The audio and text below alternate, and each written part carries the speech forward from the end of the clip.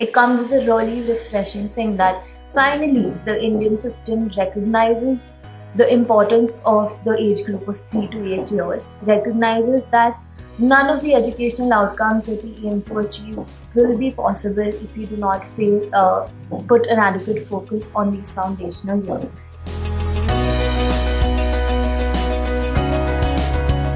Barefoot Edu Foundation has been working with Anganwadis in Karnal since 2017. And today I'm happy to share my thoughts on the national education policy with a specific focus on early childhood education and foundational years. So definitely being a practitioner since the past couple of years in the field of pre-primary education, I see it as a very important step, a very necessary one. It did come late, but finally the day has come that we are laying the focus on early childhood education that has been harped upon by global agencies, research in neurobiology, neurosciences, psychology, development of children, and all of these different fields continue to press upon the importance of the foundational years. And finally, the Indian state is also recognizing that. Uh, One of the paragraphs that stood out for me was when they say that none of what we aim to achieve in the policy will be possible if we do not provide adequate foundational learning. For me, that's one of the most important things that's being done by the policy.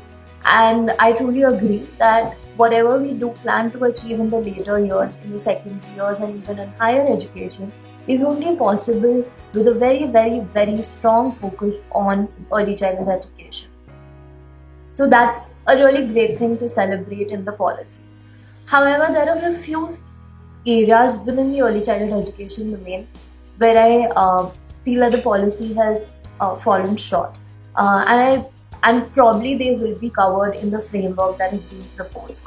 But to discuss a couple of those points. First, the policy doesn't make it clear whether we would include early childhood education as part of the right to education. Currently, the right to education starts at age 6, and that has been one of the reasons why education in the 3 to 6 year category hasn't received the amount of focus, the amount of funds, and amount of skilling that it demands. It still remains a mystery whether early childhood education will be incorporated in the right to education, and finally our children will experience it as a right, or will it only be considered an auxiliary function? Which brings me to the second point. The wording of early childhood education and the purpose of early childhood education seems to be very limited to school readiness.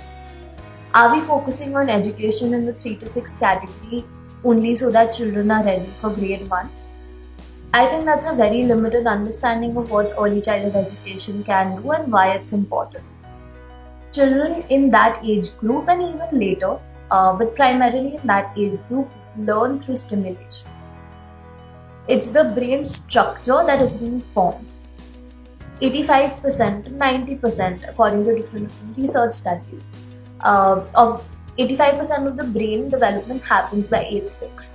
Now, if 85% of the brain development happens by age 6, are we limiting the potential to just being school ready? I would say I would have liked it if the policy would have incorporated a broader understanding of early childhood education and why the importance. My fear of this articulation is that would tend to happen is an understanding of early childhood education and the skills that the child has to acquire only becoming those of cognitive abilities, which would translate to being school ready.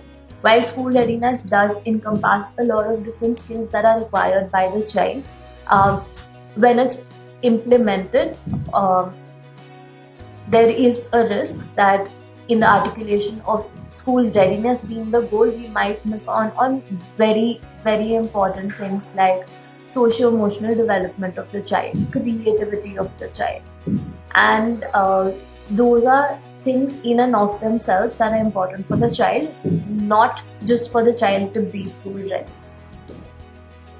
The third component of where I feel the policy misses a little bit is that the foundational learning in the early childhood education years has been limited to the topics. So we say that okay, the child needs to have knowledge of colors, of shapes, of numbers. But that's not what early childhood education is about. Early childhood education is not the alphabets and the colors that you learn. It's about the skills. Once you do learn the colors, it's important for then for you to learn the skill of actually segregating, seriation. These are some of the skills that are required for a child to master in the early years. But the policy continues to keep the focus on the outputs, which is just knowing alphabets, numbers, and colors. And I'm afraid that that's an understanding that's already there. Even when we go to an Anganwadi, we often see children just following a completely rote learning pattern where they're just expected to continue to recite 1 to 100 or just to keep on writing A, B, C, D. Those I feel are just the surface level skills or surface level knowledge that a child requires, but not really what the child needs to master. What the child needs to master is the segregation of sounds. What the child needs to master is an ability to understand what is one as a concept, what is two as a concept. And I feel that the policy, by talking about it in the form of just alphabets, numbers, and such kind of concepts, falls short of really understanding what early childhood education is about and what are really the skills. But I do hope that when this policy is translated into a framework, some of these things will be catered to and we will have a better understanding. Now, coming to the Anganwadi system itself, what we've been working on with Anganwadi workers is to first increase the focus on early childhood education and then improve the quality of it. Why that's important is that Anganwadi workers are part of the ICDS scheme of the government, the Integrated Child Development Scheme of the government. Within that scheme, there are 6 services that the government promises, 5 of them being in the health and nutrition domain, and the 6th one being education. Now, unfortunately, in this case, the last one is in fact the least one which gets the priority, and because of that, we haven't seen a lot of educational outcomes being tracked, being achieved, and just foundational learning completely being lost out of the Anganwadi system. However, the Anganwadi worker is already too burdened with a lot of different things. Like I said, health and nutrition, while they might just sound like 2 words when I'm talking about it, it translates into a lot of work. The Anganwadi workers are expected to have a record of the different women who are expecting to provide nutrition to these children in up to 6 years of age. Then to ensure that immunization, vaccines, etc. are being provided and getting them delivered and administered to these children. Focusing on overcoming malnutrition among these children. And along with this, there are a whole lot of surveys that Anganwadi workers are a part of, mainly because they are the last mile connectivity for any government school to be, any government scheme to be rolled out to a community. Because of this, what we have typically seen is that Anganwadi workers do not have adequate time for classroom related activities. Typically, when we look at schooling, we say that we have to try to reduce the teachers' non-teaching activities. However, that same mindset is not applicable to the Anganwadi system, because the non-teaching activities of the Anganwadi do occupy a lot of time. Ultimately, the Anganwadi worker is expected to perform at least 2 roles, one of being a caregiver and a health and working in the health and nutrition space, and second being a teacher. And these 2 roles to expect of a person who we do not give as much importance to By importance, I mean the fact that Anganwadi workers are still not considered government employees. Their salaries tend to be very low, in tandem with what the government calls a stipend for volunteering. Due to all of these different things, there are a lot of expectations that we already place on an Anganwadi worker. While the ICDS scheme in policy has always included early childhood education as one of the 6 services being provided, it's not something that actually gets translated into action because of the lack of time.